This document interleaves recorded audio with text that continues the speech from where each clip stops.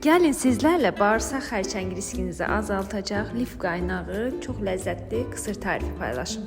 Ümumiyyətlə qısırın ana biləşənləri bulgur, soğan və tomatdır. Mən 2 su bardağı xırda bulgur götürdüm.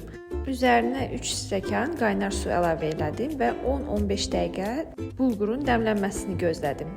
Bu müddət ərzində tavaya zeytinyağı əlavə edib bir baş soğanı xırda doğrayıb qızardırıq. Üzərinə isə 1 xörək qaşığı tomat və 1 xörək qaşığı pomidor pastası əlavə edib qızardırıq.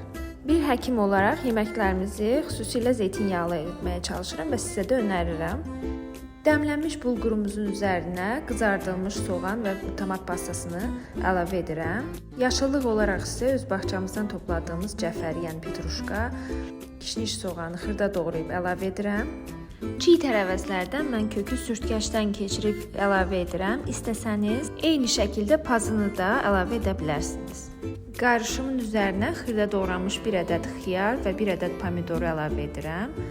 Ardından isteğe bağlı ədviyyatlar, mən duz, istiot, üyüdülmüş cirə, yəni kimyon, yarım limonun sıxılmış suyu, 1 xörək qaşığı nar şərab əlavə edib qarışdırdım.